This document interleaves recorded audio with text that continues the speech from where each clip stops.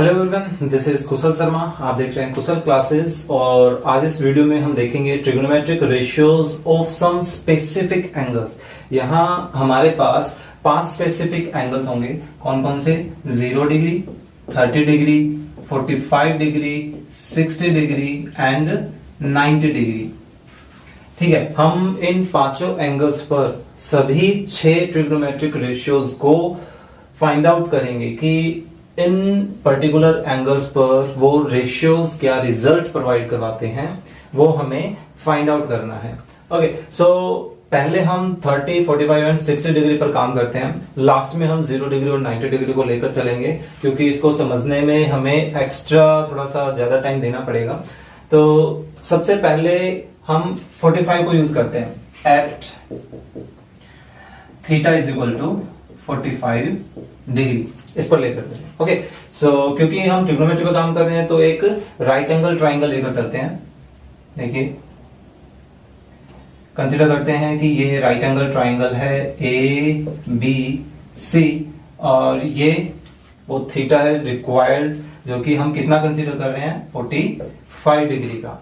Okay, so angle sum property से हम खुद नोटिस कर सकते हैं कि इस 90 के अलावा दो जो एंगल है उनमें से एक एंगल 45 डिग्री का है, तो बचा हुआ दूसरा एंगल भी हम नोटिस करेंगे कि वो भी कितना आएगा? 45 डिग्री का ही आएगा। तो इन सभी का एडिशन कितना आ रहा है? 180 डिग्री। ठीक है, अब 9th क्लास में भी हम पढ़ के आए हैं ट्राइंगल की प्रॉपर्टीज के बारे में कि अगर किसी ट्राइंगल के दो एंगल्स आपस में इक्वल हैं तो उनकी जो ऑपोजिट साइड्स होती हैं वो ऑपोजिट साइड्स भी आपस में लेंथ में क्या होंगी? इक्वल होंगी। ओके, सो ऐसे कंडीशन में इनकी जो वैल्यूज है उन वैल्यूज को कुछ हम नेम प्रोवाइड करवा देते हैं। A B C D X कुछ भी हम प्रोवाइड कर देते हैं। मान लीजिए इन दोनों साइड्स को हमने क्या नेम दे दिया? ए। ओके, सो फर्स्ट एक्सरसाइज की तरह हमें रेशियोज की वैल्यूज को फाइंड आउट करने के लिए तीनों साइड्स पता होनी चाहिए। सो उसके लिए हम क्या करेंगे? अब हाइपोटेन्यूज की वैल्यू को फाइंड आउट करते हैं। तो सबसे पहले हम यहां पर पाइथागोरस की हेल्प लेते हैं। Use Pythagoras theorem. यहां पर AC स्क्वायर किसके इक्वल हो जाएगा? ये हो जाएगा AB square plus BC square. इन दोनों की ही वैल्यूज हमने A कंसीडर की हुई है, तो ये क्या आ गया? 2A square. ये AC स्क्वायर की वैल्यू, हमें किसकी वैल्यू फाइंड आउट करनी है? AC। So root of 2A square, जो कि कितना आ गया? Root of 2A। यानी कि हमारे पास इसकी वैल्यू कितनी आ गई? Root of 2A। तो अभी देखिए कि एक ट्राइंगल की तीनों साइड्स हमारे पास आ चुकी हैं। अब हम हमारे रिक्वायर्ड रेशियोज को फाइंड आउट कर सकते हैं। तो एक एक करके हम यहां पर सभी की वैल्यूज को फाइंड आउट करते हैं। देखिए, सबसे पहले लेकर चलते हैं साइन 45 डिग्री। अब क्योंकि यहां पर दोनों ही 45 डिग्रीज के हैं, आप किसी को भी बेस या परपेंडिकुलर कंसीडर कर सकते हैं। तो फिलहाल हम इसको बेस कंसीडर कर रहे हैं और बीसी हमारे लिए परपेंडिकुलर। तो साइन क्या होती है? Perpendicular upon hypotenuse. और यहां पर परपेंडिकुलर कितना है? a और हाइपोटेन्यूज कितना है? Root 2a। सो a से a कैंसिल, हमारे पास क्या बचता है? 1 अपॉन रूट 2। ओके, तो ऐसे हमें पता चला कि साइन 45 डिग्री पर कितना रिजल्ट देता है? 1 अपॉन रूट 2 के इक्वल रिजल्ट देता है। इसी तरह से कोस 45 डिग्री की वैल्यू फाइंड आउट कीजिए। कोस 45 क्या होगा? Base upon hypotenuse. और यहां पर बेस कितना है? वही a और हाइपोटेन्यूज रूट 2a। a से a फिर कैंसिल, ये भी 1 अपॉन रूट 2। यानी कि cos 45 एंड sin 45 दोनों की ही वैल्यूज 1 बाय रूट 2 सेम रिजल्ट आ रहे हैं। इन द सेम वे आप एक एक करके सभी के वैल्यूज को फाइंड आउट कर सकते हैं। tan 45 जो कि कितना होता है? Perpendicular upon base. तो ये परपेंडिकुलर a अपॉन बेस कितना है? a। दोनों कैंसिल, हमारे पास क्या रिजल्ट आया? 1। tan 45 1 के इक्वल। ओके, तो अब हम बचे हुए रेशियो से फाइंड आउट करते हैं। साइन का रेसिप्रोकल कोसेक 45 डिग्री। कोसेक क्या हो जाएगा? इसका रेसिप्रोकल हाइपोटेन्यूज अपॉन परपेंडिकुलर, जो कि कितना है? रूट 2a अपॉन a से a कैंसिल, इसकी वैल्यू आ रही है root 2। In the same way second 45 degree, जो कि क्या होगा? कोस का रेसिप्रोकल हाइपोटेन्यूज अपॉन बेस ये भी हमारे पास √2a अपॉन ए से ए कैंसिल, ये क्या आ गया √2, एंड द लास्ट टेंजेंट का रेसिप्रोकल कोटेंजेंट यानी कि बेस अपॉन परपेंडिकुलर, ये अपॉन ए कैंसिल, रिजल्ट क्या आया 1। ठीक है, तो ये हमारे पास 45 डिग्री पर सभी 6 रेशियोज की वैल्यूज हैं। ठीक है, कि sin 45 cos 45 1/√2 1/√2 सेम रिजल्ट आ रहा है। In the same way cosec and sec दोनों 45 डिग्री पर √2 सेम रिजल्ट दे रहे हैं। टेंजेंट एंड कोटेंजेंट 45 डिग्री पर सेम रिजल्ट 1 प्रोवाइड करवा रहे हैं। ओके, अब आ जाइए 30 डिग्री और 60 डिग्री के लिए कि इन पर ट्रिग्नोमेट्रिक रेशियोज क्या रिजल्ट देंगे। तो ऐसे में हम यहां पर एक इक्विलेटरल ट्रायंगल लेकर चलेंगे। इक्विलेटरल ट्रायंगल लेकर चलते हैं। देखिए, कंसीडर करते हैं ये हमारा रिक्वायर्ड एक इक्विलेटरल ट्रायंगल है। ठीक है, इक्विलेटरल ट्रायंगल में हम क्या करेंगे, ए वर्टेक्स से एक परपेंडिकुलर ड्रॉ करते हैं। ऐसा करने से मान लीजिए ये बीसी साइड को डी पॉइंट पर इंटरसेक्ट कर रहा है। ठीक है, तो हम यहां नोटिस करेंगे और 9th क्लास में भी हम ये पढ़कर आए थे कि ऐसे कंडीशन में, इक्विलेटरल ट्रायंगल की कंडीशन में जो परपेंडिकुलर ड्रॉ किया जाता है वो एक्चुअल में मीडियन का भी काम करता है। तो मीडियन की वजह से ये जो डी पॉइंट होगा वो इस बीसी का क्या बन जाएगा, मिड पॉइंट। मिड पॉइंट की कंडीशन की वजह से यहां पर बीडी एंड डीसी इन दोनों की लेंथ आपस में क्या हो जाएगी, इक्वल। ओके, या आप अगर उसका यूज नहीं करना चाहते हैं तो आप इन दोनों ट्रायंगल्स को, left and right triangle ABD and ACD, इन दोनों को आप कॉन्ग्रुएंट प्रूव कर सकते हैं। तो कॉन्ग्रुएंट अगर हम प्रूव करना चाहते हैं तो कैसे किया जा सकता है, क्योंकि ये दोनों एबीसी क्या है, एक इक्विलेटरल ट्रायंगल है। तो ऐसे कंडीशन में इसके सभी एंगल्स कितने डिग्री के होंगे, 60 डिग्री के। तो ये भी 60 डिग्री का होगा। ओके, फिर एक ये एंगल 90 डिग्री का है, ADB एंड ADC, और दोनों में हमारे पास AD जो है वो कॉमन साइड हो जाएगी। ओके, सो बाय डबल AS क्राइटेरिया से ये दोनों ट्राइंगल्स, कौन से triangle, triangle ABD and triangle ACD आपस में क्या हो जाएंगे, कॉन्ग्रुएंट। और कॉन्ग्रुएंसी की वजह से हम ये कह सकते हैं कि ये जो एंगल है, कौन सा angle, BAD and angle CAD, ये दोनों आपस में क्या हो जाएंगे, इक्वल। रीजन क्या होगा, by CPCT corresponding part of congruent triangle. अब क्योंकि ए एंगल कंप्लीट 60 डिग्री था, क्योंकि इक्विलेटरल ट्रायंगल का एंगल है, तो वो दो इक्वल पोर्शन में डिवाइड होकर किस में कन्वर्ट हो गया, 30-30 पोर्शन में कन्वर्ट हो गया। ओके, तो अब हम यहां पर नोटिस कर सकते हैं, इसको रफ कर देते हैं कि ABD एक ऐसा राइट एंगल ट्रायंगल बन गया जिसमें एक 30 डिग्री एंगल भी है और एक 60 डिग्री एंगल भी है, और यहीं से हम हमारे रिक्वायर्ड वैल्यूज को फाइंड आउट करेंगे। लेकिन फिर से वही बात कि हमें ऐसे कंडीशन में ट्रायंगल की साइड्स की इंफॉर्मेशन होनी चाहिए। तो अभी देखिए, क्योंकि ये एक इक्विलेटरल ट्रायंगल था कंप्लीट, तो ऐसे कंडीशन में यहां हम इस कंप्लीट साइड को कुछ नेम प्रोवाइड करवा देते हैं। देखिए, मान लीजिए हम इस इक्विलेटरल ट्रायंगल की साइड्स को 2A कंसीडर कर लेते हैं।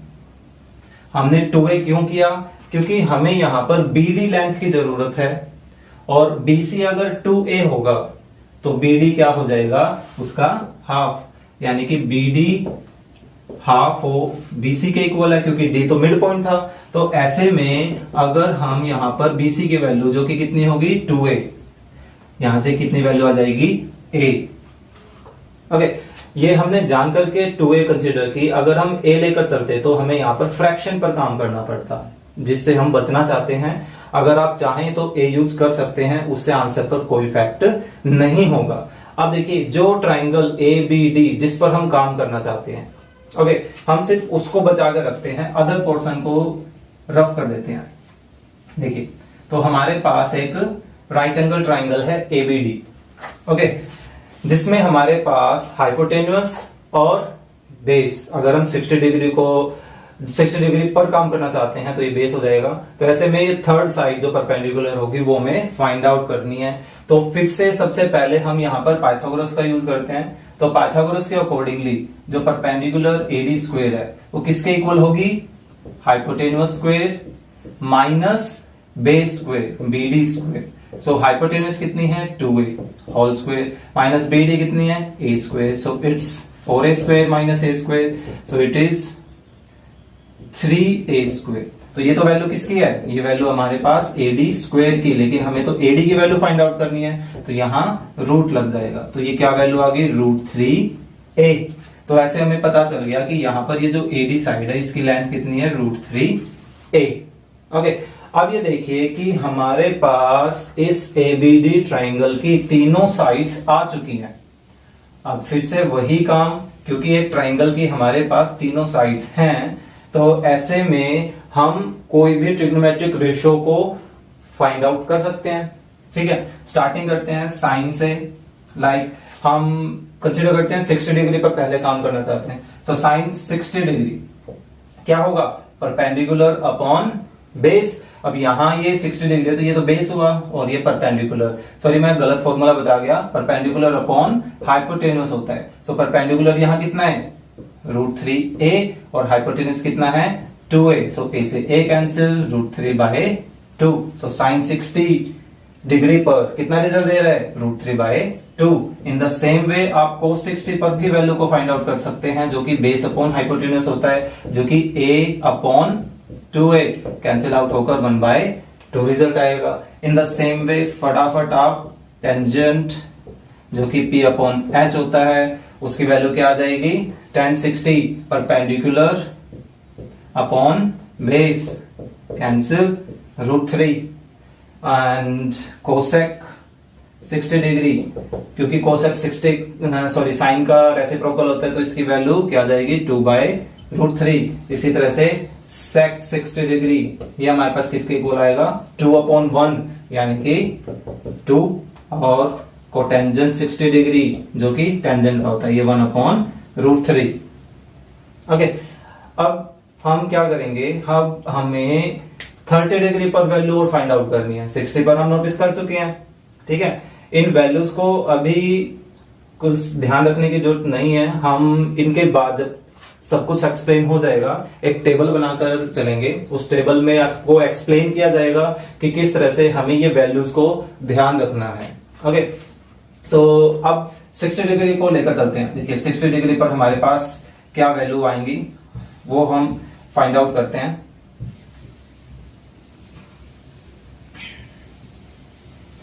सो 60 डिग्री पर काम कर रहे हैं 30 डिग्री, सो साइन 30। अब क्योंकि हम 30 डिग्री पर काम कर रहे हैं सो ये हमारे लिए बेस और ये परपेंडिकुलर कहलाएगा। सो परपेंडिकुलर कौन हुआ a/, हाइपोटेन्यूस 2a, a से a कैंसिल 1/2। फिर से कोस 30 डिग्री, अब कोस में बेस हमारे पास ये है सो √3a/2a, a से a कैंसिल √3/2।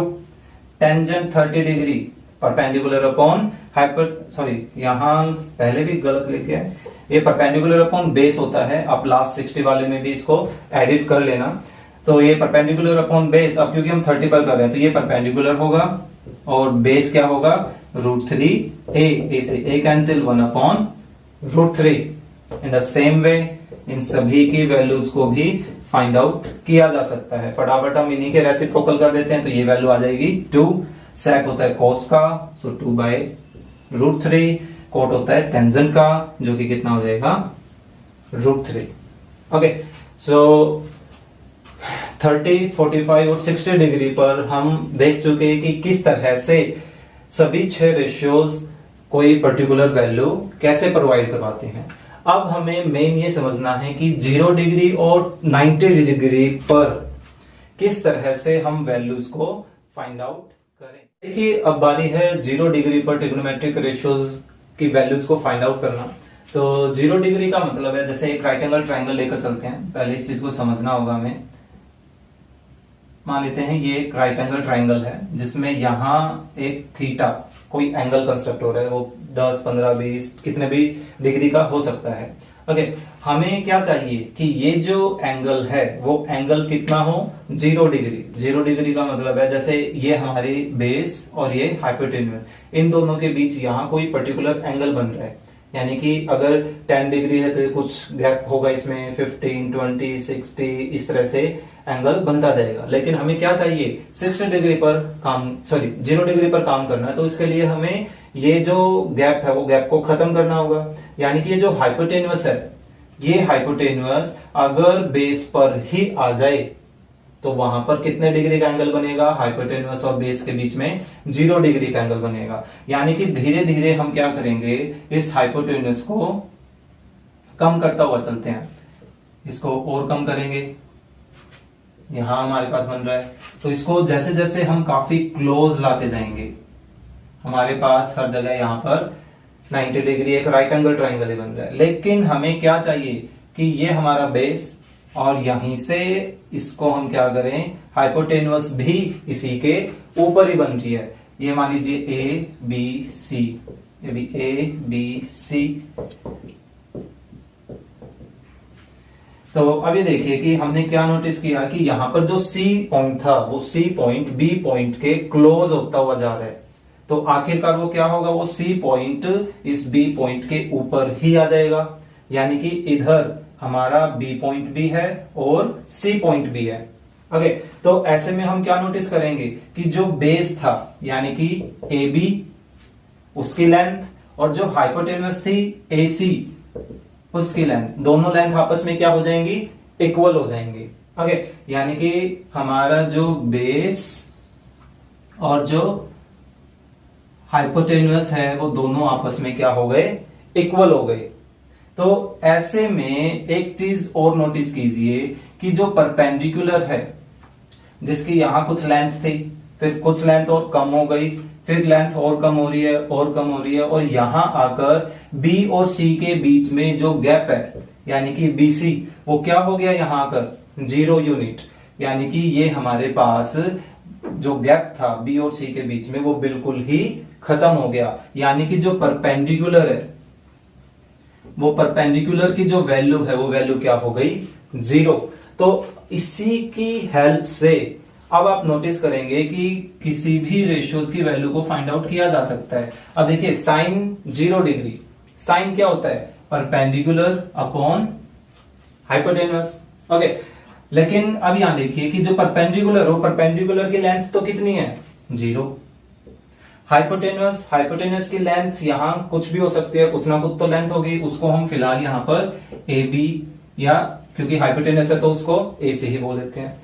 अब 0 को कोई भी लेंथ अगर डिवाइड करती है तो रिजल्ट क्या आएगा, देखिए 0 आएगा। यानी कि साइन 0 डिग्री पर कितना रिजल्ट दे रहा है, 0 दे रहा है। इन द सेम वे आप कोस 0 को फाइंड आउट कीजिए। कोस क्या होता है, बेस अपॉन हाइपोटेन्यूस। अब देखिए जो बेस है वो बेस क्या है, ए बी, और जो हाइपोटेन्यूस है, हाइपोटेन्यूस क्या है, ए सी।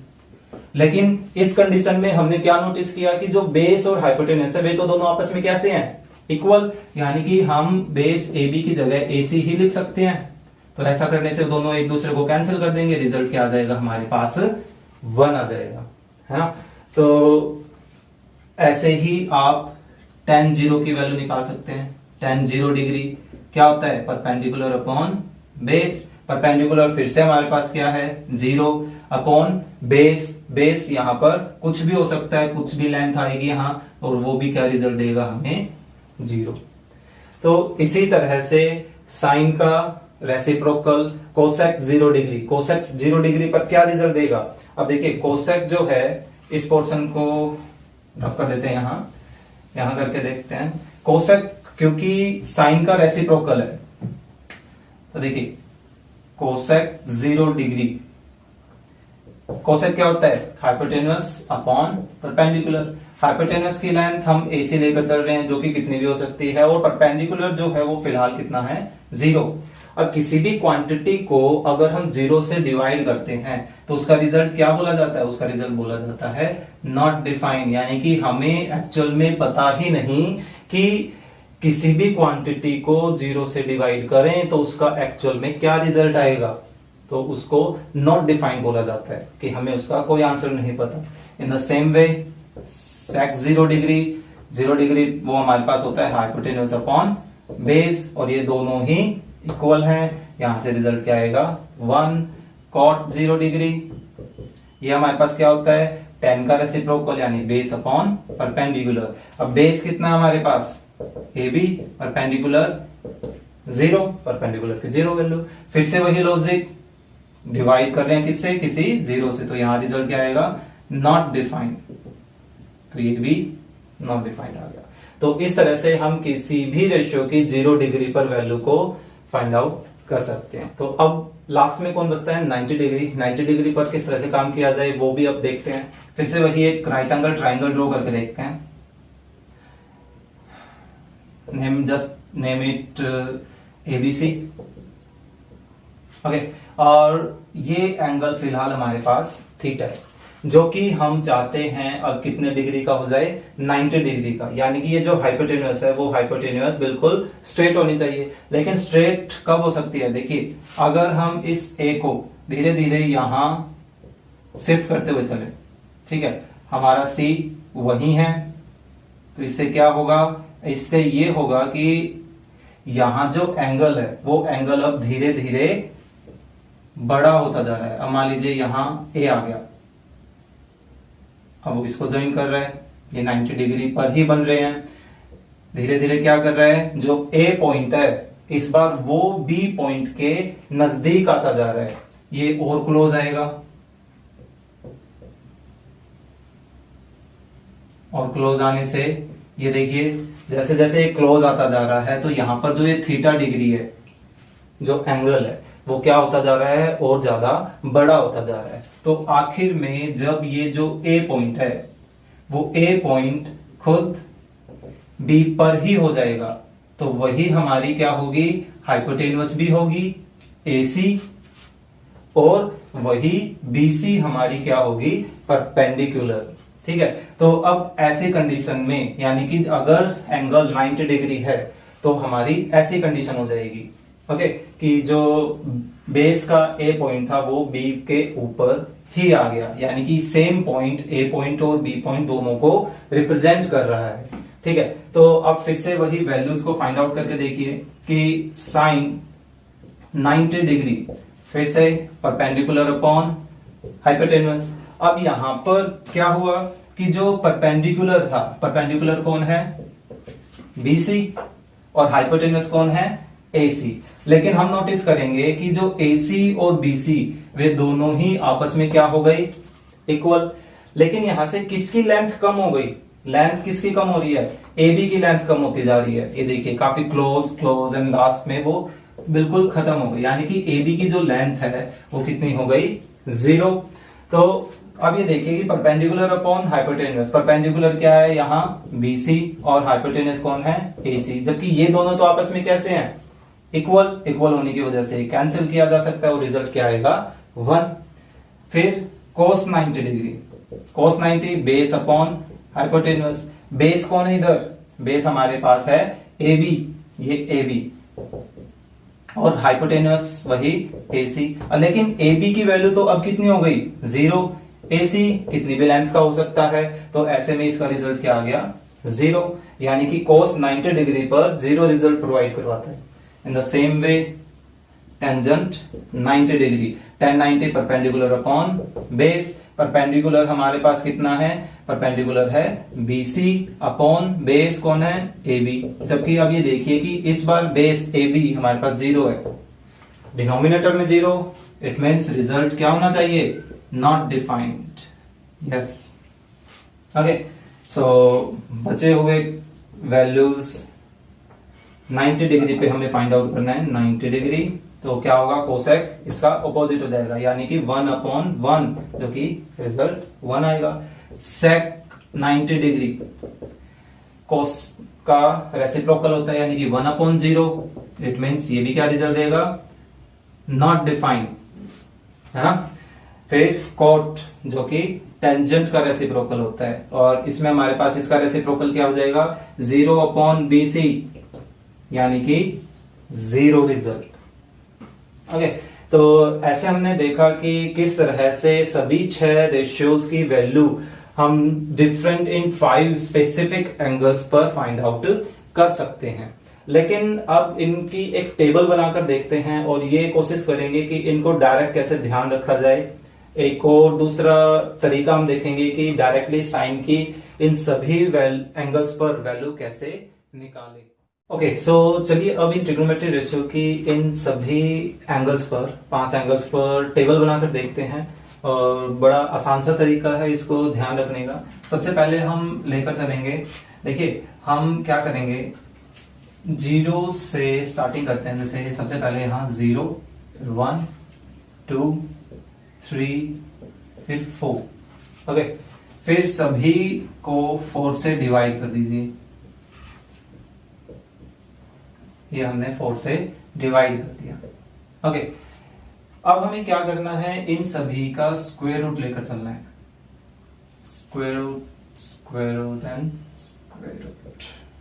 ये देखिए, अब यहां से जो वैल्यू एग्जिस्ट होगी 0 अपॉन समथिंग 0 और फिर 0 का रूट 0, ये दोनों आपस में कैंसिल नहीं हो सकते, तो 1 का रूट 1, 4 का रूट 2, ये आपस में कैंसिल होकर हमारे पास क्या बच गया, 1/2, 1 का रूट 1 और 2 का रूट सब नहीं किया जा सकता, तो उसको हम सेम रखते हैं। ये भी कैंसिल नहीं हो रहे हैं, सो 3 का रूट 3, 4 का रूट 2, ये दोनों कैंसिल हो गए। हमारे पास क्या बच रहा है, 1 का रूट 1। तो ऐसे करने से हमारे पास जो वैल्यू एग्जिस्ट हुई है वो वैल्यू एक्चुअल में साइन की है। ठीक है, यहां जो एंगल है वो एंगल ये चेंज होता रहेगा। जैसे ये क्या हो गया, साइन 0 डिग्री पर 0 रिजल्ट देगा, साइन 30 डिग्री पर 1/2 रिजल्ट, साइन 45 डिग्री पर 1/√2, 60 डिग्री पर √3/2, 90 डिग्री पर 1 रिजल्ट दे रहा है। ठीक है, अब कोस की वैल्यू को फाइंड आउट करना है। तो कोस की वैल्यू को ध्यान रखने के लिए आप सिंपल सा ये कीजिए, देखिए 5 टर्म है, मिडल मोस्ट टर्म एक्चुअल में यहां पर सेम रख लीजिए। ठीक है, और यहां से स्टार्टिंग कीजिए वैल्यूज ऐसे लिखने की रिवर्स ऑर्डर में।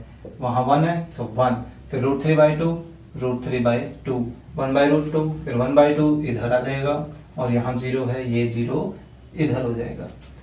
ठीक है, तो ये एक्चुअल में जब आप इस तरह से साइन की वैल्यूज को रिवर्स कर देते हैं, यानी कि साइन 90 डिग्री कोस 0 डिग्री दोनों की वैल्यू इक्वल हो गई, sine 60 degree and cos 30 degree दोनों की वैल्यू इक्वल √3/2, साइन 45 कोस 45 दोनों की वैल्यू इक्वल। इसी तरह से साइन 30 कोस 60, ये देखिए 1/2, and in the same way 0 and 90 degree पर।